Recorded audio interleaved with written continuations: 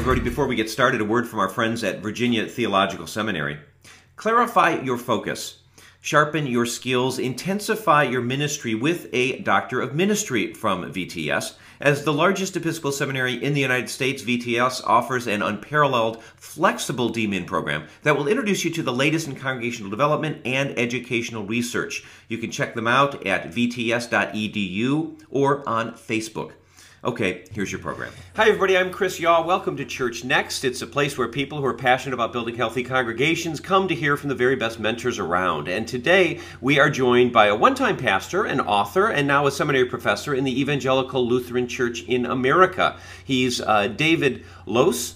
Perhaps you've read one of his books or his blog posts at workingpreacher.org. If you haven't been there, you need to go. It's wonderful, where he informs there, he challenges, he encourages preachers from all traditions in the important work that they do. And so, David, welcome to ChurchNext. And let's begin right there. Why don't you begin telling us about some of the, well, why don't we begin with some of the bright spots? What are some of the invigorating, energetic things that you're seeing going on in the church today? One of the things that most impresses me when I'm able to be out and about with pastors and church leaders is the tremendous energy they bring to their calling and an excitement for the church, not just the church at large, but their local congregations. And I think in some respects that's pretty remarkable because a lot of them are also at the same time tired and feeling challenged and at times overwhelmed. And yet I think that combination of energy and love for their call, but also being aware that we're living at a critical time where the church is struggling, has led them to be more inventive, willing to experiment more, a little more imaginative, and I think that's going to be the source of a lot of renewal. Okay, yeah. I mean, you know, many times we're not forced to be imaginative or creative until we have to be. I think that's exactly right. We're a species that greatly prefers homeostasis and will accommodate a lot of discomfort until we feel at a point of crisis and then know things have to change. And I think we're pretty close, if not already there, to that point where a lot of folks are saying we really need to rethink what we're doing if we're to have a future in North America. Yeah. And so it's the energy, it's the enthusiasm that's, as you put it, the love for their call that you're seeing. Are you seeing at your seminary, is the average age of the person getting into this field going up or down at Luther? You're at Luther Seminary, I should have mentioned that. Yep, in St. Paul, Minnesota. And for a generation, the age of entering seminarians was creeping up. Yeah. More and more second career persons taking advantage of the chance to go to seminary. But over the last decade, that's really shifted, and we have a lot of students coming right out of college. And so now there's a pretty healthy mix. A lot of students early in their careers, as well as some bringing experience from a number of different fields. What is the church that I imagine most of these Lutheran pastors? What is the church they're inheriting going to look like? And which directions do you see them going in as these younger pastors take charge? Well, we actually have about a quarter of our students are from other traditions, mostly Protestant, but certainly a lot of Lutherans. And I think the big challenge they're facing and that they know they're facing is that people don't just go to church anymore because their parents went to church. And I don't think the mainline tradition particularly realized how much we kind of counted on this subtle, quiet support of the culture where everyone was just more or less expected to be at church. And today people have so many options on the one hand and also pressures. Anything from work that goes 24/7 now to children who are in all kinds of activities that don't take a break on Sunday morning. And people don't just do things because they're supposed to do them. They really look for things that offer them meaning and a sense to make sense of their lives. And so, you know, there's a generation of pastors that I think feels very discouraged because they look back at their parents' church or their grandparents' church and it seemed like everything was growing. And they wonder, what have we done wrong? And I think the first thing to say is, you haven't done anything wrong. This isn't your fault. The culture has dramatically changed, but we haven't changed with it. And so I think an emerging generation of students knows that. They're not so convinced that the practices that have served us so well for a century or more are sacrosanct. They're willing to call those into question, and I think that's absolutely critical. And well, I want to move now into really where your wheelhouse is, David, and that is in preaching. And I guess I'd first like to ask you, what are you seeing that's exciting about contemporary preaching? Yeah, I think if you had asked me that even 2 years ago, I probably would have given a really different answer. Really? Yeah, I think in the last year or two, I've been part of a study group leading a research grant from the Lilly Endowment on vocation and calling. Mm-hmm. And we realized this peculiar dichotomy between it's a partnership with 4 other seminaries, all different traditions.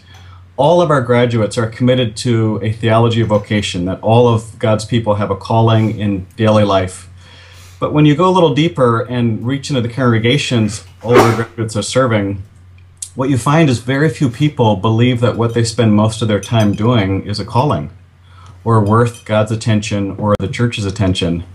And that felt like a dramatic shift. So we spent a year kind of probing the culture and came out with a conviction that people today are making meaning and constructing their identities in very different ways, and that the preaching that I have done up to this point, I think, wasn't done with that in mind. And so it's thrown me into what I call a fruitful vocational crisis. It's been very productive. It's all about my vocation, but it really has been a crisis. I don't think I know, or I don't think I'm nearly as confident of what good preaching is or needs to be today as I was a year or two ago. I have some hunches and have been kind of working out some of those and doing some experimenting. Mm-hmm. But I think, I think we're best served now by being willing to listen and explore and experiment, and not necessarily assume that what we've always done is what we need to keep doing. Don't get me wrong, it works for a lot of people, but the group for whom it works seems to be decreasing, and the group for whom it's not connecting seems to be growing. Well, I really want you to kind of parse that for us here, because certainly when we talk about preaching, I automatically think of in a liturgical context where people are coming and ready to hear an exposition on ancient texts that they value highly, and our approach to that, you seem to be suggesting, is undergoing some big changes. Yeah, I think the dominant reality that shifted is that a generation ago, the Christian story or the biblical stories were part and parcel of everyday life. And people knew them well enough to reference them and make sense of their lives in light of them. And that's just no longer true. For a lot of people who go to church and love traditional church and would say their pastor's a good preacher, Sunday may be the only day of the week that they think at all about the biblical stories they've heard. Yeah. It might be the only time they really think deeply about their faith. And in this kind of world where there are so many stories, that we're inundated with stories through the internet and television and radio and all of the rest, if the only time these stories are useful to you, the only time you think about your faith and it feels useful to you is Sunday morning, then sooner or later you're gonna do some other things with your time. You're gonna want that hour on Sunday to support the other 167 hours of the week. And so I think what we've done is we've fallen into what I would call a performative mode of preaching, where I'm the only one as the preacher. I'm up front doing all the talking. I'm the one interpreting the biblical texts, and I'm the one making connections between faith and life. And that worked when the culture was more or less, or even superficially Christian, and you were sort of surrounded. It was the water you swam in. Yeah. But today, I think we need our people to be able to master those skills themselves. That is, they need to be able to know these stories and interpret these stories. They need to be able to make connections between faith and life. So I think we need to move to a more participatory model of preaching and worship, where on Sunday morning, we don't imagine it as a performance where I'm doing this tremendous exposition of Scripture, but we imagine it as a safe place where people can develop skills that are essential to leading their Christian lives in the world. One of the things I've discovered, or the way I put it, trying to be both a little humorous and serious, is that I think the average church leader leads an active fantasy life. And it's a wholesome fantasy. Don't get too concerned. Right. But it goes like this, that people will come to church on Sunday and they will have such an inspired experience because of the worship and hopefully the preaching, that they will leave church making all kinds of connections between the faith and their daily life, and energized by those connections, they'll share their faith with others, and over time invite them back to the congregation that's been so wonderful. And I think there's no church leader I know that wouldn't say, yeah, that's what I work for, hope for, pray for, prepare for. And I need to say it's a fantasy, because adults like us derive most of our identity from our areas of competence, from what we're good at. And being put in situations where we're not experienced or we don't know what we're doing really raises the anxiety for adult learners. And so if our people aren't doing those things, interpreting scriptures, connecting faith and life, sharing their faith in the relatively safe confines of church, what in the world makes us think they're going to be doing it out in the world? But you know, these skills that what we were trained to do in seminary was perform certain religious skills. And the mark of competence was being able to do it really well. And I think we're at a point where, ironically, the better I am at the performative model of preaching, the deeper the crisis gets. Because the reaction of the typical parishioner is going to be one of two things. Positively, wow, you are really good and we're so lucky you're our pastor. Or negatively, not that different, wow, you're really good. I don't think I could ever do anything like that. And so what I want to see is the mark of competence shifted from me being able to do these things well to my parishioners being able to do these things well, that as they leave church, they're more confident about their ability to connect the biblical stories in their life story, making sense of faith and life, and sharing their faith with others. Well, you know, you bring up so much with those comments, David, about, you know, I mean, we're in such a consumeristic culture where we come, you know, well, I'll give you an example. I was planning a funeral yesterday with the folks who were not churched, and I said, well, would you like to sing any songs? And they looked at me like I had two heads. They said, who sings songs anymore? We come to watch songs being performed. We tune into you know, to programs to watch these things being performed. There's not a sense that we would actually be a part of that. If I'm hearing you correctly, that you know, this is a real danger if people just come to look and think that we can emulate it, but we never do it. Yeah, and part of learning obviously is watching and internalizing norms and seeing what it looks like to do. But sooner or later, you've got to get in the game, or we have a generation of Christians who really are just spectators. Both of my kids play violin. They're 12 and 14 now. They've been playing for 8 and 9 years, respectively. And I've thought at times what it would be like now, a decade later, if every week for their lesson, half hour, whatever it is, if they watched their violin teacher play the violin. And they would actually learn a lot. They would learn to appreciate great music. They would be able to recognize good technique. They would know much of the canon of violin music, but they would not be able to play the violin.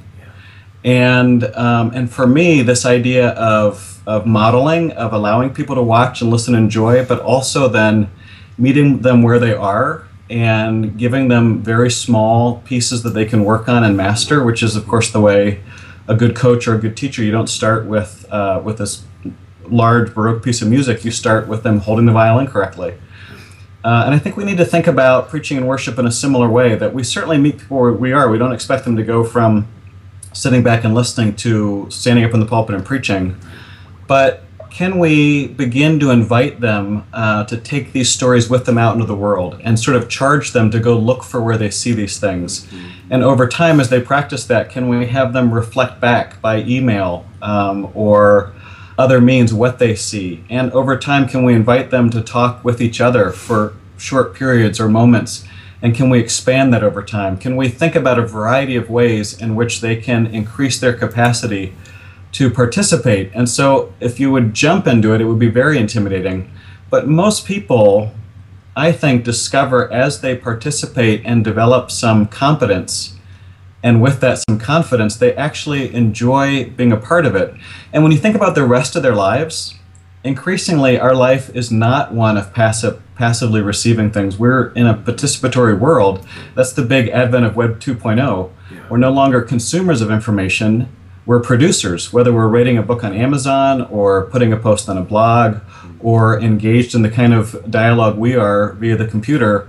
People again and again are much more participants in life than audience, and yet in church they come and we have kind of a strong cultural ethos that they should sit back and only receive. And that's not true liturgically. The liturgy itself is a dialogue. But when it comes to interpreting scripture, sharing faith, most of that gets reserved for the leader, and I think that really needs to change. Well, and what you're saying really, kind of can set off a lot of different synapses in my mind, and one is that certainly the liturgy is meant to be participative. Liturgy work of the people. I mean, certainly since the early days there were ways in which everybody could get involved. A, have we lost that? And B, of course, the big question is how do we move more towards solving the problem, the challenge that you put before us? Yeah. The liturgy is participatory, but it's become, for a lot of people, a script that they read rather than an event that they're participating in. Yeah, that's so true, and you wonder how we begin to give that work back. Yeah, and I think that's where the sermon becomes an interesting place, because it's the one unscripted part. I mean, a lot of preachers are using manuscripts, but in terms of the hearer, they don't know what's coming. And I think finally, I think we practice the things we value and we want to get good at. And to give you an example of what we're really good at, it's the simple formula. If I say, "The Lord be with you," you say, and also with you. Right, we know that. You don't need a script, you don't need it written down. You have that mastered, and our people do because they've practiced it. Right. So they know that, they know the Lord's Prayer, they know how to sit quietly for 15 minutes while I do the talking. What they don't know is how to connect the Bible to their life, how to share their faith. And so can we create some space in the midst of that to encourage them to practice? And as they practice, will the rest of the worship service itself become more meaningful, because it's no longer a set piece. It's something that they are actually owning and connecting with and seeing the relevance to. So we need to start small, there's no question about it, but I think we need to move in the direction of seeing Sunday worship as this rehearsal space, this God-given rehearsal space to practice and develop confidence in the skills that are essential to living as a Christian in the world. Well, take me a bit farther, David, if you could. Give me some examples of ways perhaps that you've seen this attempted or put into play. Sure. I write a weekly column for Working Preacher called Dear Working Preacher, and it's kind of it's like my sermon for preachers. Yeah, it's wonderful. I try to read that as often as I can. Thank you thanks. For it. Yeah, and it's kind of a middle place. It's not commentary, it's not sermon, but it's moving in that direction. And about a year ago, I started experimenting with some ideas and inviting readers to experiment also. And the level of comments and readership just grew exponentially. So I think it kind of touched a nerve. And the emails I get back, I'll describe some of those experiments in a second, but the emails I get back almost always begin in the same way. I didn't think this would work, but, so it's new, and new is scary because we don't feel confident yet, but it's had a lot of great results. So here are some of the things we did. In one of the Luke parables about money, I said, hey, it's stewardship season. Why don't we preach a sermon about stewardship that doesn't ask anyone for money? In fact, the kind of heart of the parable was about trust. I think it was the farmer who built the large barns, and the exegetical insight was simply his problem isn't that he's planning for the future, it's that he shows no trust in God or no regard for people outside himself. So guess what? On all of our money, it says, in God we trust. Do you think we mean that? What if we gave everyone $1 this week instead of asking them for money, and sent them out into the world asking that when they spend that dollar and their other dollars, they reflect on whether or not the way they spend reflects trust in God. And people were kind of amazed that people did it, and it kept them thinking about their faith and thinking about their spending. So that was one.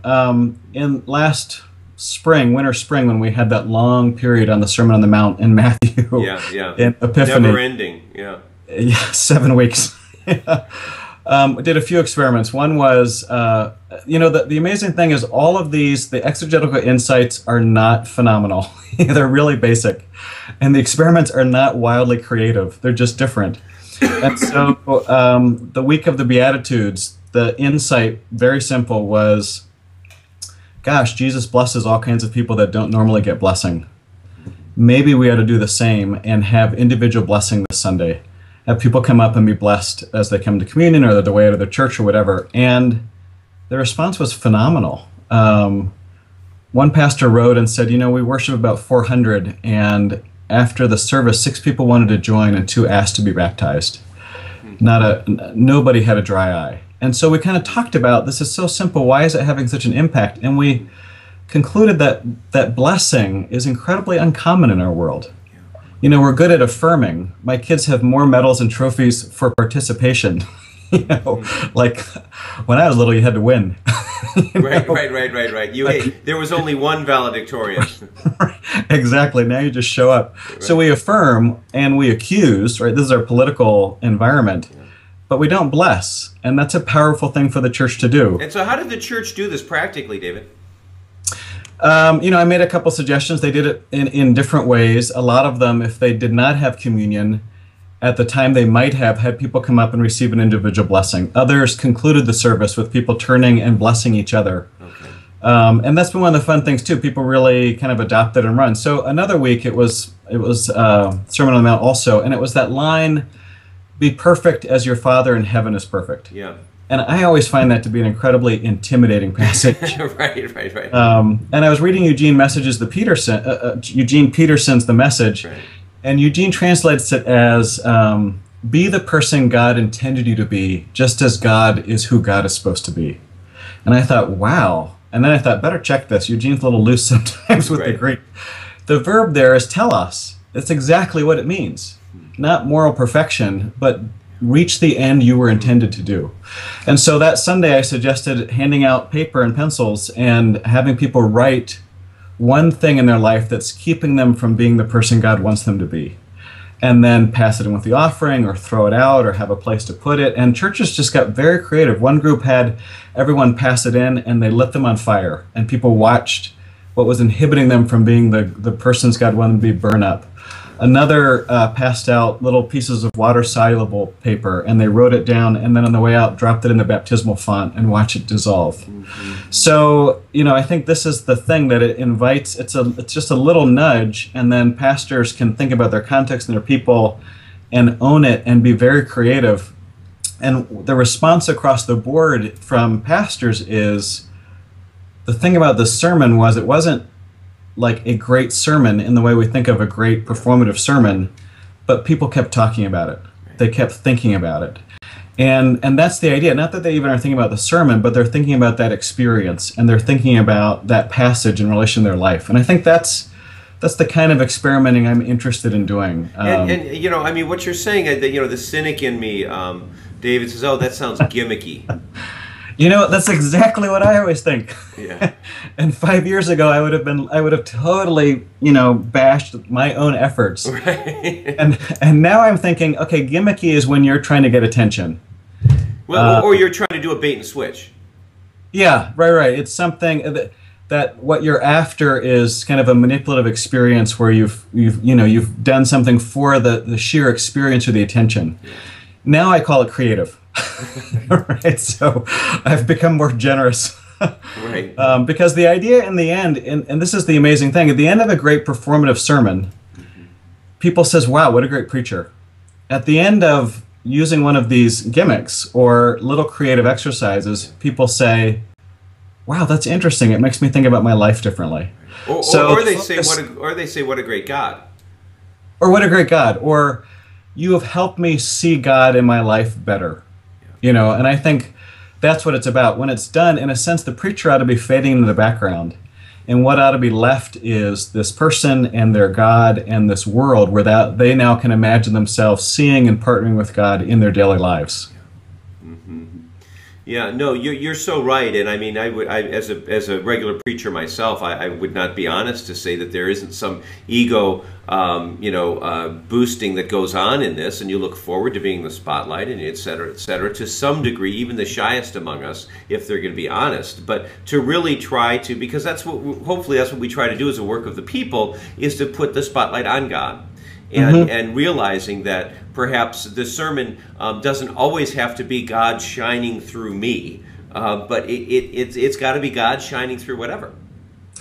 Yeah, I think the dominant model for a lot of clergy in the last generation or two, professional model, has been, or the comparison has been, clergy are like doctors and lawyers. We're the professional guild.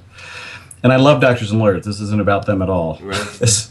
But I think, you go to a doctor and a lawyer when you're sick or in trouble. And particularly when you know you don't know enough to help yourself. You go to an expert. And I think that today is a devastating model, that we become the religious experts or the purveyors of spiritual goods. And so what I would like us to think about ourselves is more like a coach who can take any 5 players on the basketball court and make them better, or a conductor who is the only one on stage who's quiet, but if he or she is doing his job, the whole orchestra plays better. Or this one was suggested by the Episcopal Bishop of the diocese in Chicago. He said he likes to think about his role as a priest as like Julia Childs, which I just love, because she really, if you saw the Julie and Julia movie, she worked very hard to learn something that was so mysterious and seemed so difficult. And as soon as she had learned it, she thought, if I can do this, others can. Yeah. And spent kind of the rest of her life in this kind of good-spirited teaching of a whole generation of how to cook. Right. And you still have a very important role, but in the end, the mark of competence isn't that you're great at it, but a whole lot of other people are. And I just think that's a really intriguing model and very satisfying model to play with. Yeah, and I mean, Julia Child, for all that she was talented, her talent was really in the teaching more than it was perhaps in the cooking. I've never tasted her food, but I've seen some of those things with gelatin that I don't know if I want to try. Well, and she made all kinds of mistakes along the way and was able to laugh about it, which does what? It allows the people watching to think, if I make mistakes, it's okay. Right. And if you're going to take risks, you have got to be ready to fail. Yeah. And I think that's kind of where we're at, that this kind of reclaiming an age of innovation and experimentation, which means some failure, right, in order to find a way not just to nurture the people who are still coming, but to imagine that there are a whole lot of people with similar questions that haven't found a place where they connect yet. Yeah, and getting back to that image you offered earlier about living in kind of this fantasy world, it's harder to do now because you and I are talking. My flock will see this post. They read what I'm going to read. I mean, our lives are more transparent with social media and this kind of thing that you really can't hide very easily anymore. I mean, what you see is what you get to a greater degree. Mm-hmm. And I think people, because they're living in this world, saturated 24/7 with data and information, what they don't really crave is more information, which I think was the way we thought about preaching and the Bible, that I was to open up this book of information so you'd know more stuff. What they crave is an experience. Yeah. They crave a connection to God and each other and the world. And they can't do that. They can't get that just by listening to me. They can be inspired, but they need to learn some of these skills themselves. And it's not just an experience, David, is it? It's an experience with God. I mean, it's God touching people. Absolutely. Yeah, that I think when we look at Scripture, what we have there is a collection of confessions of past sightings of God. Mm-hmm. People who have seen God and experienced God and had to tell. And one of the really relevant dynamics or elements of reading the Bible that we've overlooked is that these provide models, the patterns of what it's like to see and experience God. Because finally, you and I will probably never lead our flock to the river and part the waters and walk across. But we might be caught up in a situation of a hurricane or flooding, devastating water, and the churches come together and find a way through. And it's not the same, but knowing the one pattern, the one story, helps you see God in the other. Mm-hmm. And I think, again, that's our task, is to open these stories so that people learn how to look for God and partner with God and experience God, not just on Sunday at the God box, but that Sunday prepares them to do that well the whole week long. And if that's the case, then there's a reason to come back to church. Church helps me make sense of my life. Church helps me see and experience God. If church is the only place I expect to see God, then it doesn't last, it doesn't hold, and I'm going to find other things that help me more make sense of my life in the world.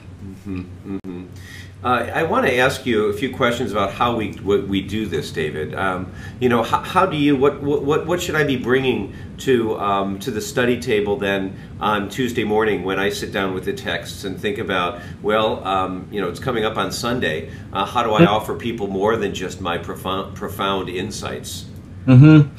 Well, some of the preparation is the same. It still is important and helpful to search the scriptures, to wrestle with the word, to listen for how this word touches you. How are you experiencing it is a very important place to start. It's not just what do you understand, but what do you feel? Yeah. But then two other things. One, get out of your church and visit people in their daily lives, at work and at home and where they volunteer in the schools, and talk with them about the challenges and opportunities where they see God, where they wish they saw God. That will transform the ministry of any preacher, because you're in touch with your people's life in a way you're not. But then the other thing is to think about, okay, when I'm done this sermon, what we tend to think of is, what do I want to do, right? What do I want to offer? What do I want our people to have done? Where do I want our people to have grown? How do I want to set them up for a week of living their faith in the world? And that's a question we haven't typically been invited to ask as we're preparing our sermons, but I think it's a crucial one. No, this is some great. These are some great questions to ask as we sit down and as we study. This is really what is at the root of the word minister. Is to really kind of meet where folk are coming, to be equipped.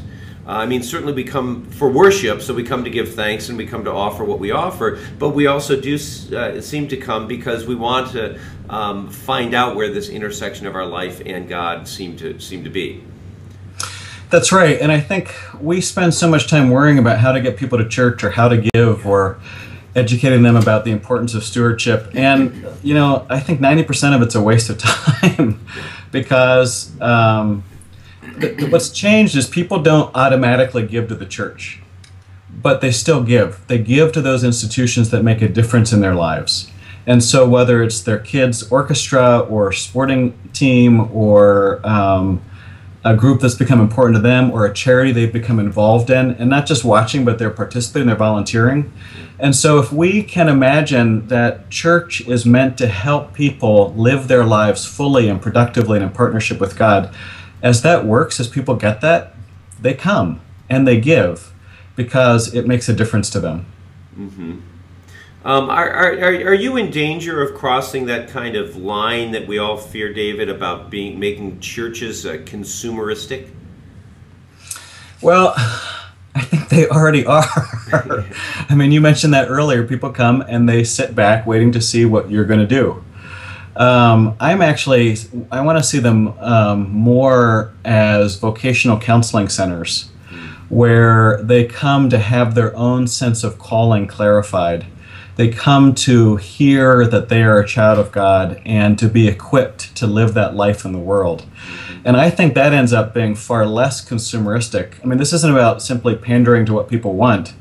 This is about thinking deeply about how the gospel can still transform lives. And in the end, finally, if they're participating not just at worship is the practice ground for everyday life, if they leave feeling like their church is equipping them and they come back because they want to join in that work of the people, then I think we've sort of transcended consumerism and entered into fellowship, which has a profound biblical history as finally we are gathered as kindred in the Spirit to encourage and comfort and instruct each other. Why? So we can go out as the body of Christ into the world. You mentioned a generation ago, David, that you saw the age of your seminarians at a different place than it is today. Certainly the age of seminarians has changed, as well as our congregations. Are you suggesting and cultivating different skills that are needed today to build healthy congregations? And if so, what are those? Yeah, absolutely. It used to be that to be a pastor at a church was to sort of be at the church. You would go visit people in the hospital. That was the major kind of outing you would make, but most of what happened revolved around the church. And we need to kind of reverse that flow or that gravitational pull. I always get these confused, but centripetal and centrifugal, one, the force goes inward. The other, it comes outward, is the one when you're on the amusement park ride and it's spinning around, you're up against the wall. Right. We've had this gravitational pull toward the church, and we need to reverse that to more of ascending outward. Or actually, we need both. We need people to come in order to be equipped to be sent back outward, but the pastor, as leader, has to model that. And so the pastor, clearly you can find the pastor at her church, but she also needs to be out and about, visiting people in their vocational venues, leading them in volunteering and advocacy, and that's a different skill set. So we were, I think, set up for more, we didn't think of it at the time, nobody intended it this way, but we were set up to be chaplains of the resident chaplain of a congregation. And now we need to be missionaries. We need to be missionaries and coaches. That is, the pastor can't be the missionary. The pastor needs to be the missionary trainer, in a sense, equipping people to go out. But a part of that is, of course, yourself going out. And it's because we're really in a different era now, aren't we? I mean, the Christian faith isn't really bolstered by what we're hearing out in the world, whereas in previous generations, perhaps when churches were closed on Sunday and when there was a general understanding of prayer being more roundly accepted, if not even beyond that in the general culture. Yeah, I don't think we realized how much we came to depend upon the support of the culture. It's not, historically it's not accurate to call America a Christian nation. Right. Nevertheless, no religions had more of an influence. Right. Oh, yeah. And I don't think we realized how much we benefited from the fact that our children were learning the Christian story in school around the holidays and the pageants, or the number of televised programs, Andy Williams' Christmas program, and how many people learned the songs of the faith there as well as church. Yeah. That's all gone.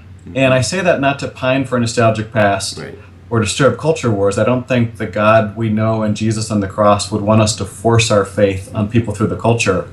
But it's simply to recognize the world's changed dramatically. It's Christianity is one story among many. And I don't even mean religious stories. There are consumer stories and national stories and all kinds of other stories through which people can make meaning. And we need to be advocates for our story. Most people that leave mainline churches, mainline leaders have this sort of sense that people leave a church, it's to go to the evangelical church down the street. And it's like, you know what? No. The overwhelming percentage of people who leave mainline churches don't go anywhere else.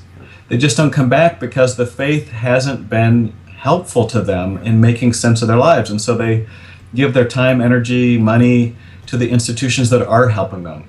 And so I think, we don't live in the age of obligation anymore, where people do things because they should. We live in the age of discretion, where people think, I've got like 1,000 things coming at me. I need to be discreet. I need to exercise discretion and choose the things that are going to be most meaningful and worthwhile.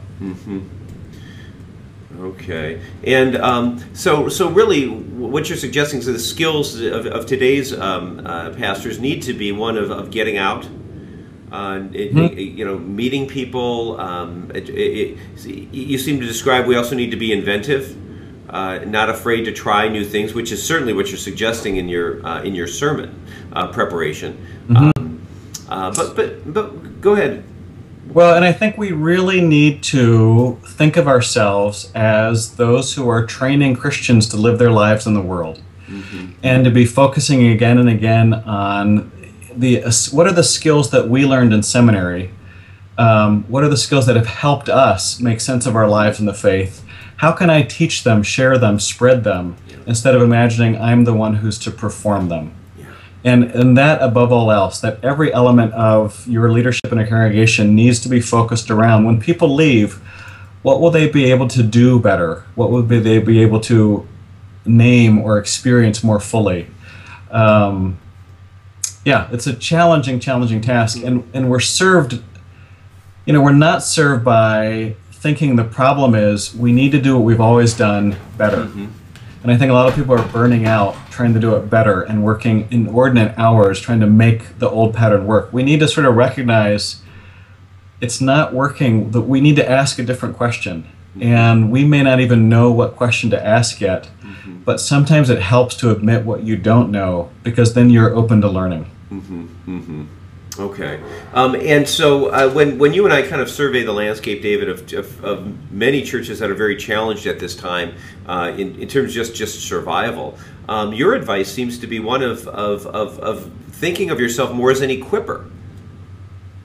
Yeah, very much so. And every once in a while I'll give that pitch, and someone will come up and say, "You mean I'm just a teacher? I'm just a coach?"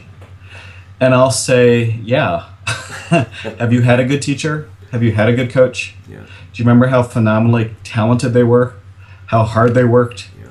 What a profound expression of leadership that was. How much they affected your life. How much they affected your life. And then it clicks. Like somehow we've thought, okay, if we're not doctors and lawyers, then we're only teachers. And we don't mean that as a slap to the people who educate our children, you know, but it is. And then when you ask them to reflect back on the very meaningful people in their lives, guess what? It's coaches and teachers. It's not often doctors and lawyers. Right. And when they think about, when they get over the kind of cultural stereotype or the concern about a loss of cultural prestige, which is at a very unconscious level a lot of what this is about, then they realize that that's a phenomenal exercise of leadership that touches an incredible amount of people, and then they're halfway there. Okay. So David, through your work at workingpreacher.org and certainly your other writings and that kind of thing, you then become the preacher's coach. And so yeah. you know, in some ways, and so your idea is for us to kind of emulate the coaching that you do, as any good coach would do, and that has to do with, I'm sure, the resources and resourcing people. I've always found it interesting, and I'd be interested in your thoughts, that sometimes preachers don't really want to give out their sources or don't really want to share, and I mean that's you know, antithesis is what we should be doing, huh? Yeah. I started a website, a blog not long ago, and I know what you mean, because I'm like, if I just tell people the great websites I go to, exactly, they won't come to mind. Right. And I think, you know, and then I slap myself, you know, be like, get over yourself. Right. No, I think that's a natural human fear. Right. But I think what this world rewards now, particularly when we're in a social media environment and unaided by websites and information, I think the world rewards generosity. Yeah. And the more you give away, I think the more people look to you because they receive so much already, and they see you as a resource.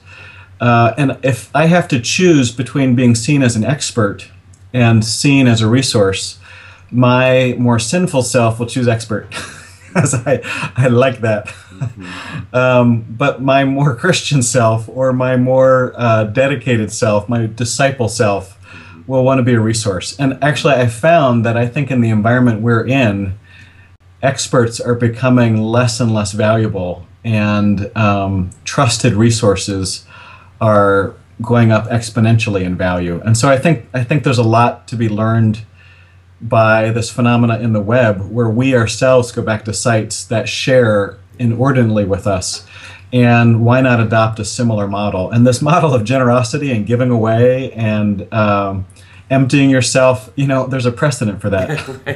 Right. Yeah, you know, and you bring up such, I mean, this point is just, you know, it's so popular right now with these arguments between, you know, San Francisco and Hollywood about giving away information versus charging for it, and look at what YouTube that's free, and Wikipedia that's free, and all of these sites where we can just find these overwhelming portals and places of almost unfathomable information, and they find a way to monetize. I mean, they're, you know. That's absolutely right. And both those examples are great because they're both free. Yeah. They both have generated enough allegiance that people support them. And both of them invite what? Your participation. Yeah. Right? Finally, you make YouTube work by putting the videos up. And in Wikipedia, to compare that to Encarta, which was Microsoft's computer-based encyclopedia, where they had the best designers and researchers, and I think what makes Wikipedia work, and Carta's not even around anymore, what makes Wikipedia work is you have thousands upon thousands of people who are invested. They have participated, and you've not only given them something, but you've invited them to give something back to the world. And there are few things more motivating than being allowed to make a contribution that matters.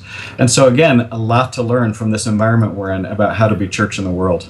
Right. Well, listen, some great words to leave off on, but David, I always like to make room at the end for any comments or observations you might have. Coming into the interview, you may have thought, well, I want to get across this point or that point. Maybe you started saying something I didn't let you finish.